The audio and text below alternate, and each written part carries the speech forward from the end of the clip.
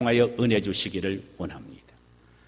오늘 우리가 함께 나누고자 하는 말씀의 제목은 이스라엘의 믿음이라는 제목입니다. 본문은 히브리서 11장 29절과 구약의 출애굽기 14장 13절에서 16절까지의 말씀입니다. 지금까지 우리는 이스라엘 족속 가운데에 족장들이나 어떤 개인에 대한 믿음을 함께 나누어 왔습니다. 그런데 오늘 그리고 다음 주에는 이스라엘이라는 나라의 그 집단 공동체의 믿음의 역사하심을 함께 나눠보기를 원합니다.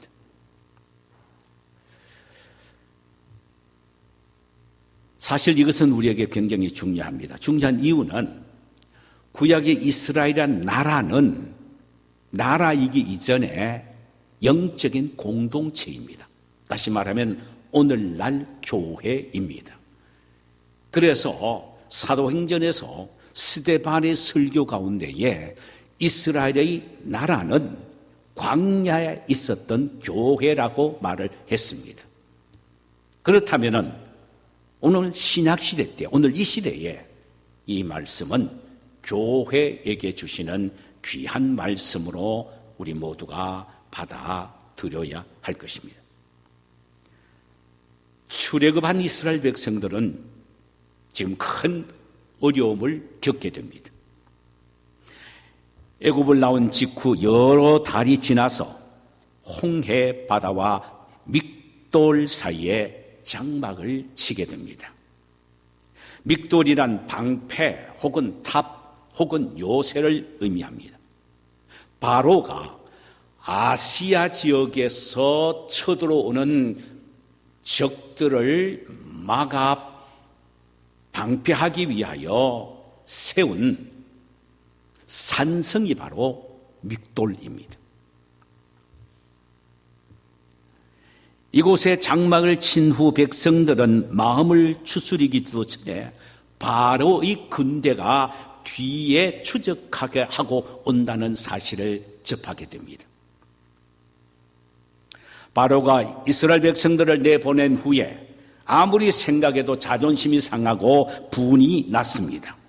그래서 병사들을 풀어서 이스라엘 백성들을 추적하여 몰살시켜라는 지시를 내립니다. 이 상황을 출애굽기 14장 7절 이하에서 이렇게 기록하고 있습니다. 바로가 자신이 가지고 있는 병거 600승과 애굽의 모든 장관들과 그들의 수하의 모든 군인들을 이끌고 추적하니라 그랬습니다. 한마디로 이스라엘 백성들을 몰살시키고 작살내기 위한 그의 방법이었습니다. 이스라엘 백성들은 바로와 그 군사들의 칼에 의하여 죽든지 그렇지 않으면 홍해에 뛰어 들어가서 자살하든지 둘 중에 하나를 선택해야 하는 기로에 놓여 있었습니다. 희망의 빛이 전혀 없어 보이는 절대 절망의 상황을 맞이한 것이죠. 이때 이스라엘 백성들의 반응을 출애굽기 14장 11절에서 이렇게 표현되어 있는 것을 발견하게 됩니다. 애굽에 매장지가 없으므로 당신이 우리를 이끌어내어 이 광야에서 죽게 하느뇨? 어찌하여 당신이 우리를 애굽에서 이끌어내어 이같이 우리에게 하느뇨? 우리가 애굽에서 당신에게 고한 말이 이것이 아니뇨? 이르기를 우리를 버려두라. 우리가 애굽 사람을 섬길 것이라. 하지 아니하더뇨? 애굽 사람을 섬기는 것이 광야에서 죽는 것보다 낫겠노라. 그들은 모세를 향하여 외칩니다. 우리가 애굽에서 나오지 않으려고 했는데 당신이 왜 자꾸 우리를 그저 억지로 끌고 나오듯 해서 나와서 광야에서 죽게 하는가? 애굽에는 매장지가 없어서 우리를 여기서 죽게 한단 말인가 하면서 원망하고 불평하기 시작했다는 말입니다.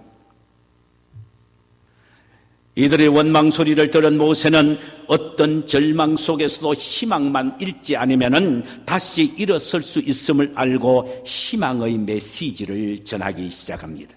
그 내용이 출애굽기 14장 13절과 14절입니다. 너희는 두려워하지 말고 가만히 서서 여호와께서 오늘날 너희를 위하여 행하시는 구원을 보라.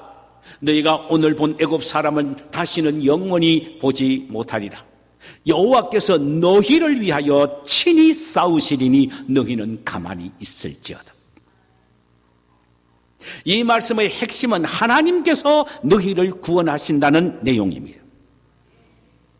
이스라엘 백성들은 모세의 희망의 메시지를 믿었고 그 결과 그들은 홍해를 육지같이 건너게 되었다는 사실입니다. 그들에게 절망의 밤을 소망의 아침으로, 사망의 계곡에서 희망의 절정에 서게 한 것이 도대체 무엇이었단 말입니까? 믿음입니다. 이에 대하여 오늘 본문이 되는 히브리서 11장 29절에서는 이렇게 기록하지 않습니까? 믿음으로 그들은 홍해를 육지같이 건넜으니.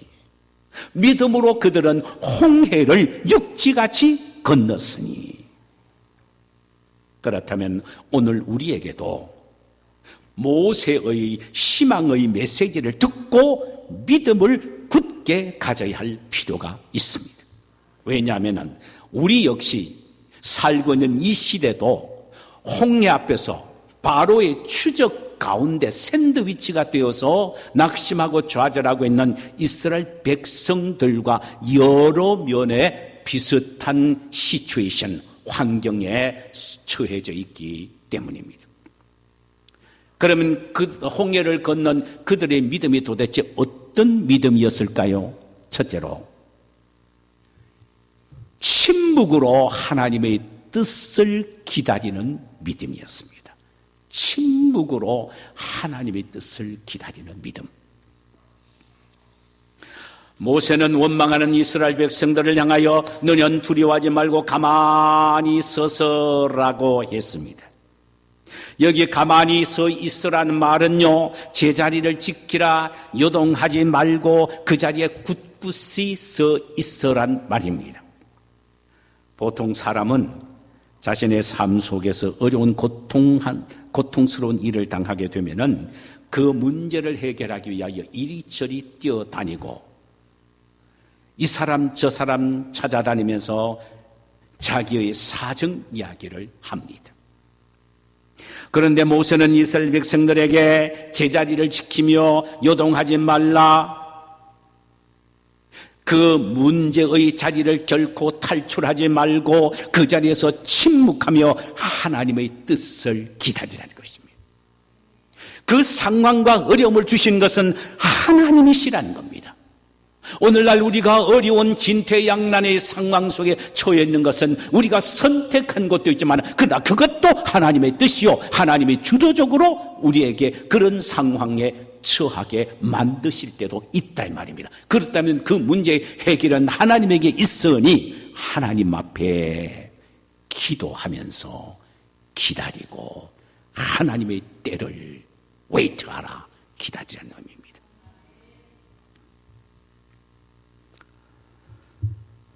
고통의 때에 침묵한다는 것은 참으로 힘들고 어려운 일이죠. 그렇습니다.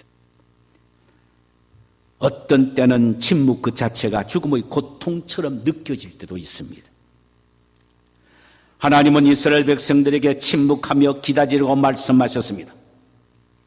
물론 아무것도 하지 말고 무조건 기다리라는 의미는 아닙니다. 깊은 묵상의 기도를 드리며 기다리라는 것입니다. 왜냐하면 묵상 기도야말로 자신의 내면 세계를 일깨우는 성찰이며 언어를 잠재우는 침묵의 기도이며 불평을 준당시키는 영혼의 강력한 파워, 힘이기 때문입니다.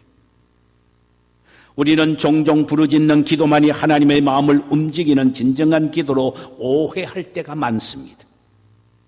물론 우리가 부르짖는 기도인 부르짖음의 기도는 매우 중요합니다. 그러므로 때로는 하나님의 보좌를 움직일 정도의 부르짖음의 기도가 필요할 때가 있습니다.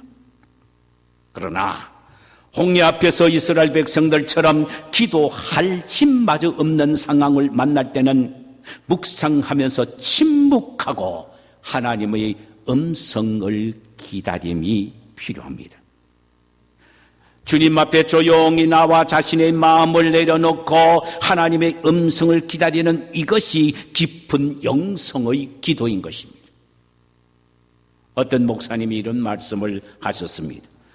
오늘날 성도의 기도의 맹점은 일방적으로 자신의 소원만 하나님께 아뢰는 데에 문제가 있다. 그분에게 아뢰었으면은 이제는 귀를 기울여 그분의 음성을 듣는 침묵의 시간이 필요하다고 했습니다. 옳은 말입니다.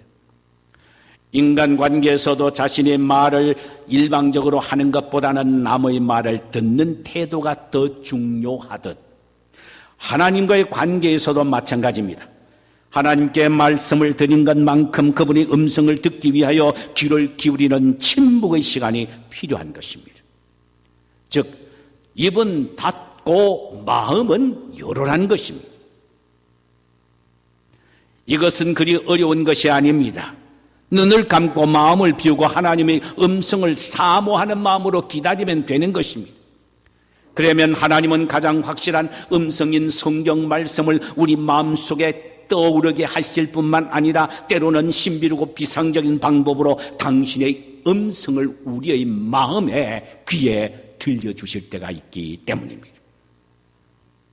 하나님은 당신의 자녀인 우리가 당신께 침묵으로 귀를 기울이기를 원하십니다. 이것이 바로 홍해 앞에서 이스라엘 백성들의 믿음이었습니다. 두 번째로 이들의 믿음은 절망의 때에 하나님의 언약을 기억하는 믿음이었습니다. 하나님의 약속을 기억하는 믿음입니다. 이스라엘 백성들은 자신들이 당하고 있는 상황 앞에서 출애굽을 주도한 모세의 결단을 원망하고 모세를 따라 나온 자신들의 결단을 후회하고 있습니다.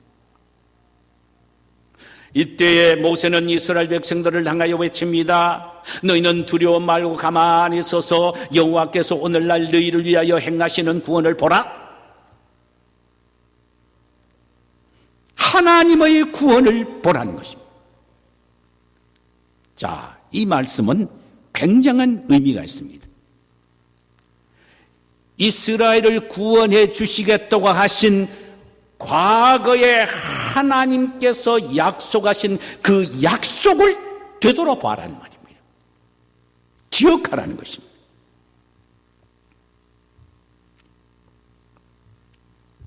여러분, 하나님께서 이스라엘 백성들에게 출애굽 시에 하나님이 친히 그들을 구원해 주시겠다고 하시는 약속, 그 약속이 어디에 소개되어 있는지 여러분은 아실 것입니다.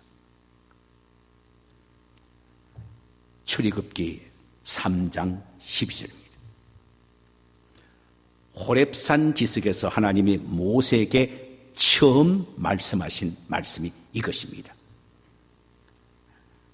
하나님이 가라사대 내가 정녕 너와 함께 있으리라. 내가 백성을 애굽에서 인도하여 낸 후에 너희가 이 산에서 하나님을 섬기리니 이것이 내가 너를 보낸 증거니라. 호렙산 기슭에 양을 치고 있는 모세를 하나님이 불꽃 가운데서 나타나셔서 그를 부르신 난 후에 부르신 목적에 대한 이야기를 이렇게 말씀하십니다. 너가 내가 시키는 대로 애굽에 가라.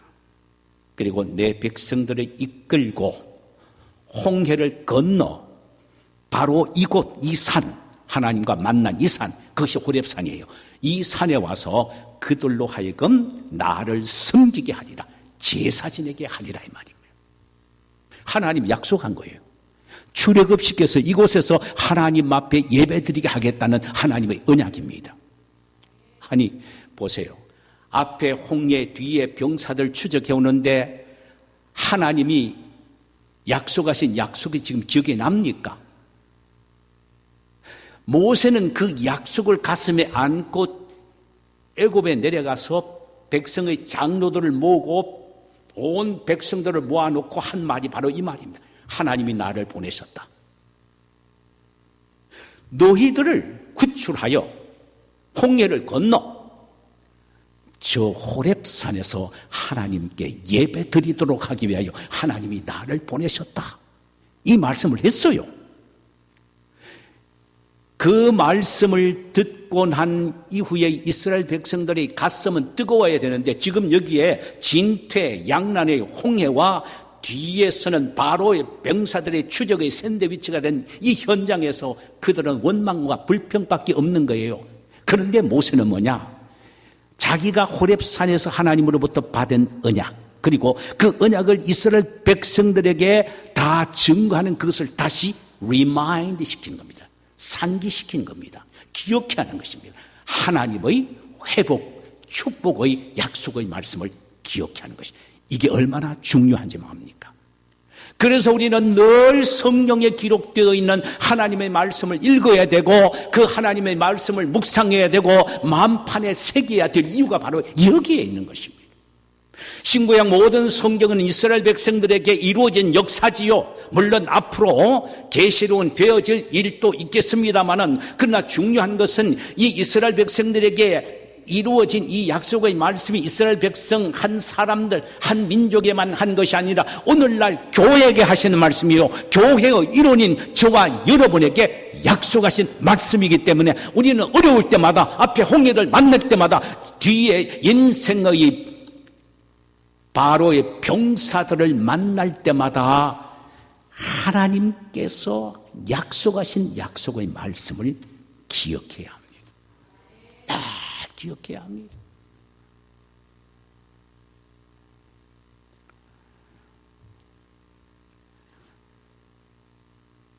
모세는 바로 이 절망의 순간에 하나님의 약속의 말씀을 들고 나와서 그들의 마음속에 상기시키고 있는 것입니다. 아무리 홍해가 넘실거리고 맹렬한 바로의 군대가 추적한다고 하더라도 하나님은 우리에게 이 바다를 건너 호렙산 기슭에서 제사를 드리게 하시겠다고 하신 하나님의 약속은 반드시 이루어질 것입니다. 우리는 지금 그 하나님의 약속의 말씀을 바라봅시다. 두 눈을 뜨고 똑똑히 하나님의 약속을 바라보십시다. 이렇게 외친 겁니다. 성경에 보면은 기억하라, 히브리 말로는 자카, 기억하라는 말은 무려 250번이나 나옵니다. 250번. 그 중에서 약 71번은 하나님의 약속과 관련된 내용들을 기억하라고 할 때 사용이 되었습니다. 특별히 신명기에서 기억하라는 말씀이 많이 나옵니다. 그 이유는 신명기서는 1.5세 내지 2세에게 그들 조상들에게 하신 하나님의 말씀을 상기시키기 위하여 기록한 것이기 때문에 하나님이 너희 조상들에게 하신 말씀을 기억하라, 잊지 마라. 어떤 어려움을 당해도 하나님은 너희 조상들에게 한 약속을 너희에게도 반드시 이루실 것이다 라는 사실을 강조하기 위하여 많이 기억하라고 신명기서는 말씀하고 있습니다.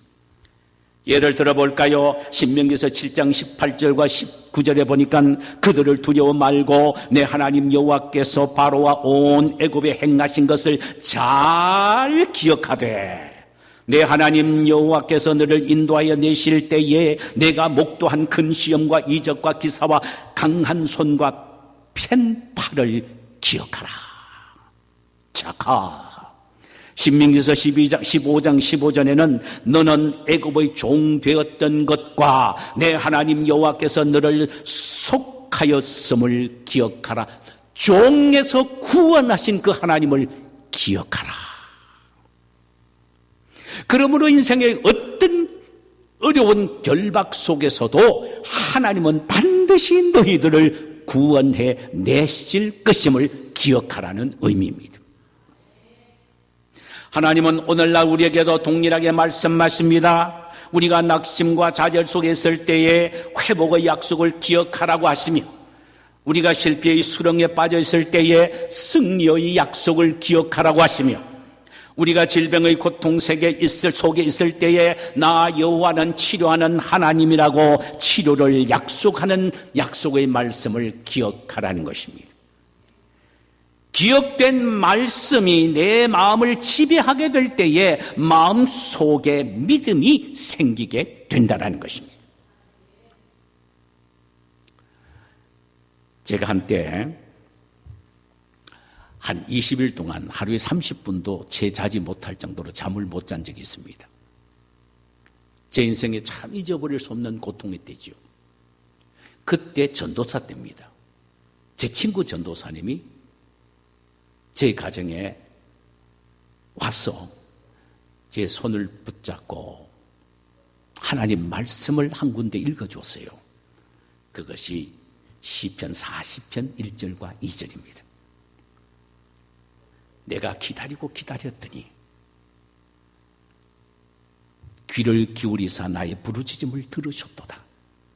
나를 기가 막힐 웅덩이와 수렁에서 끌어올리시고 내 발을 반석 위에 세워 내 걸음을 견고케 하셨도다.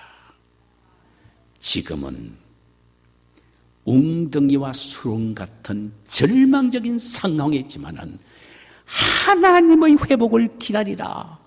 하나님은 반드시 다시 일으켜 내 발을 반석 위에 세워 수렁과 웅덩이가 아니라 반석 위에 세워 막 뛰어갈 정도로 내 걸음을 견고케 하셨도다라는 말씀, 그 말씀을 제가 들었습니다. 그리고 그 약속의 말씀을 내 마음판에 새기며 기억하며 붙잡고 몸부림을 쳤습니다. 하나님은 21일째 되는 날 저에게 참 단잠을 주셨습니다. 그런데 제가 왜 이 말씀을 드리냐면은 얼마 전에 바로 그 친구 목사님이 한국에서 내한테 전화 왔어요. 원인 모를 암이라는 것입니다. 그 말을 듣고 난 후에 제일 먼저 내 머릿속에 떠올랐던 것이 그 형제가 내게 와서 시편 40편 1절과 2절의 말씀을 주시면서 하나님은 당신은 반드시 다시 일으키실 것입니다 라는 말씀을 내가 다시 보내면서 빚을 갚겠다, 이 빚을 받아라 그랬습니다. 그런데 얼마가 전에 메시지가 왔어요. 근데 놀라운 것은 원인도 모르는 이유도 없는 그 암인데, 근데 그 암은 세계적으로 일반화되어 있는 암이래요. 희귀암인데도 워낙 많은 사람이 그 암을 치료를 하고 있는데 치료 방법도 한 가지고, 놀라운 것은요, 그 암의 치료 확률이 90%라는 겁니다. 90%라는 겁니다.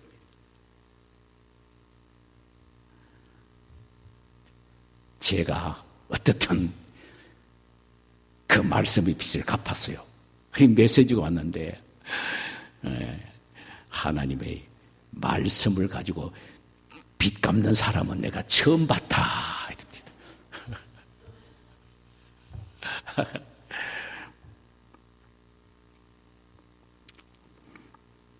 사랑하는 여러분, 혹시 이 시간 인생의 홍해를 만나 두려움과 공포 속에서 자신의 능력의 한계를 느끼시는 분이 계십니까? 출애굽기 14장 14절의 말씀을 기억하세요. 여호와께서 너를 위하여 싸우시니 너희는 가만히 있을지어다. 이는 하나님이 내 대신 싸우시겠다는 약속의 말씀입니다. 내가 홍해와 싸우고 애굽 군대와 싸운다면 이길 수 없습니다. 그러나 하나님이 내 대신하여 싸우신다면 나는 반드시 승리하신다는 약속의 말씀을 믿고 모든 문제를 하나님께 맡기십시다. 또 두려워 말라, 내가 너와 함께함이니자. 놀라지 말라, 나는 내 하나님이 됨이니라. 내가 너를 굳세게 하리라. 참으로 너를 도와주리라. 참으로 나의 의로운 오른손으로 너를 붙들리라. 보라, 내게 노하던 자기와 수치와 욕을 당할 것이고 내게 싸우는 자들이 아무것도 아닌 것처럼 되리라. 결국은 멸망하게 될 것이니라. 할렐루야. 이 하나님의 도우심의 약속을 우리 기억하십시다. 인생의 외로움과 고독 가운데 계신 분이 계십니까? 내가 너희를 고아와 과부처럼 혼자 버려두지 아니할 것이다. 이 약속을 기억하세요. 미래의 불확실성 때문에 심히 걱정되는 분이 계십니까? 볼지어다 내가 세상 끝날까지 항상 너희와 함께 있으리라. 하나님이 함께 하시겠다는 이 약속의 말씀을 기억하십시다. 기억할 때에 우리의 마음속에 뜨거운 믿음이 생기게 되며 그 믿음으로 우리는 승리하게 될 줄 믿습니다. 마지막 하나는요, 하나님의 약속을 기억만 하는 것이 아니고 믿고 나아가는 믿음이었습니다. 이 말은 믿음을 행동으로 옮기는 믿음입니다. 약속의 말씀을 기억하고 그것을 행동으로 옮기는 믿음입니다. 이 말은 순종하는 믿음이라는 말이죠.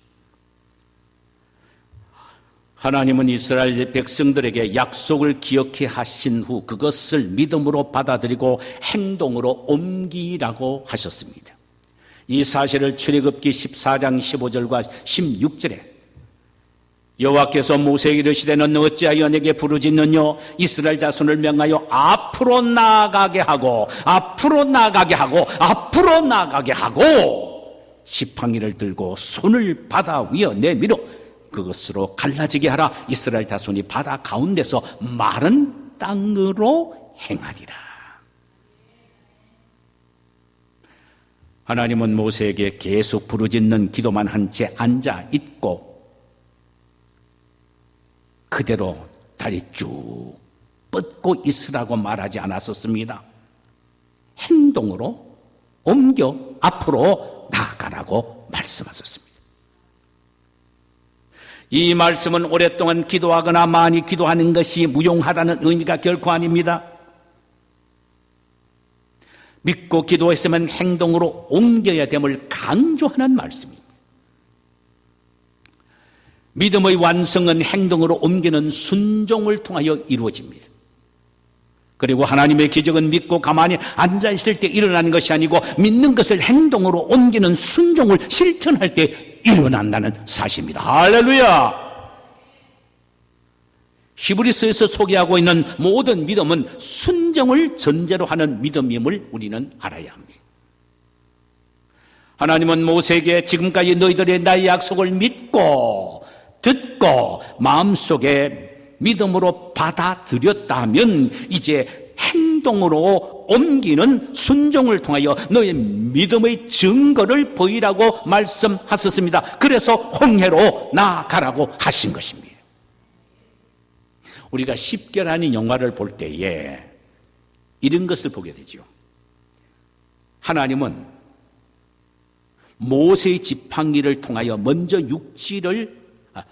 바다를 육지의 아스팔트처럼 갈라 놓으시고 이스라엘 백성들로 하여금 건너가게 하신 것처럼 소개되고 있습니다. 그러나 실제로 성경적으로 보면 그렇지 않습니다. 먼저 모세에게 이스라엘 백성들로 하여금 홍해 바다로 나아가게 하라 그랬습니다. 이스라엘 백성들로 하여금 먼저 홍해 바다를 향하여 발을 내딛고 나가라고 하셨습니다.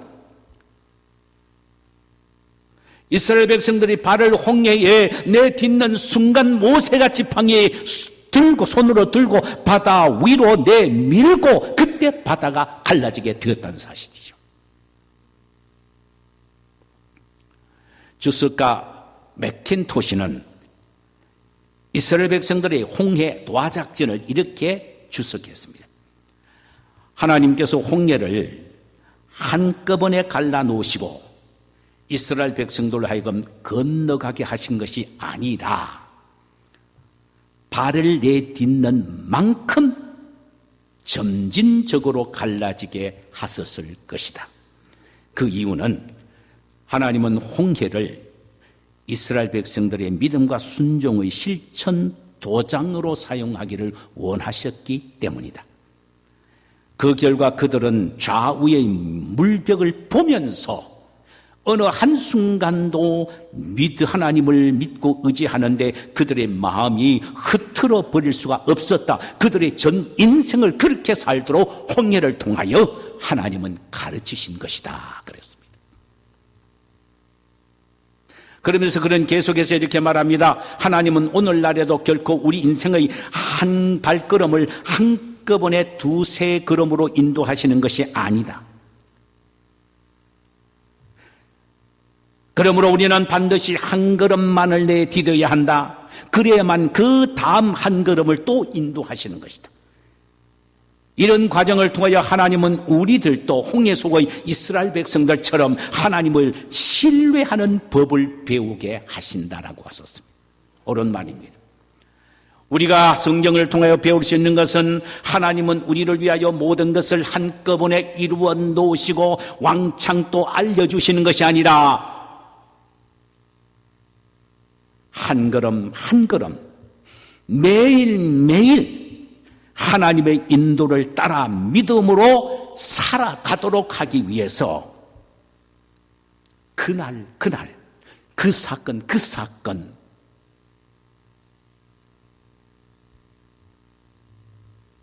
하나님은 스텝 바이 스텝으로 우리를 인도하시는 것입니다.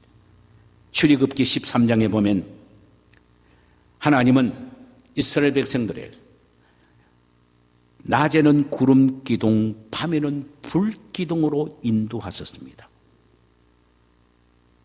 여러분, 굉장한 의미입니다.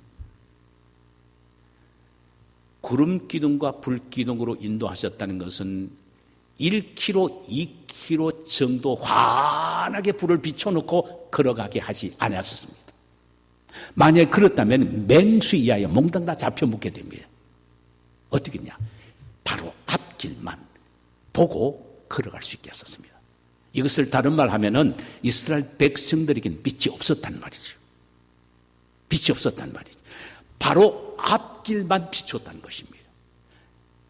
그래서 맹수에 의하여 이스라엘 백성들의 물체는 가려주시고 앞길만 빛에 의하여 인도하심으로 무사히 한 걸음 발을 내디면 또 비춰주시고 한 걸음 발을 내밀면 또 비춰주시고 쉽게 말하면요. 그렇게 하나님은 인도하셨다는 것입니다. 만나 귀찮은데 1년치나 한 달치 몽땅 다 내려놓고 주시면서 그걸 심심하면서 먹도록 하셨습니까? 아닙니다. 매일 아침 안식일 외에는 매일 아침에 나가서 그날 식구들이 먹을 만큼입니다. 시편 68편 19절에는 날마다 우리 짐을 지시는 주 곧 우리의 구원이신 하나님을 찬송할지니라. 할렐루야. 날마다. 그래서 우리 주님은 너희들이 매일 일용할 양식을 위하여 기도하라고 말씀을 하신 것입니다. 하나님은 매일 인도하시고 매일 공급해 주시고 매일매일 보호해 주시는 것입니다. 이는 어느 하루도 하나님에 대한 믿음 없이는 살아갈 수 없는 존재임을 인식하며 살아가도록 하기 위해서입니다.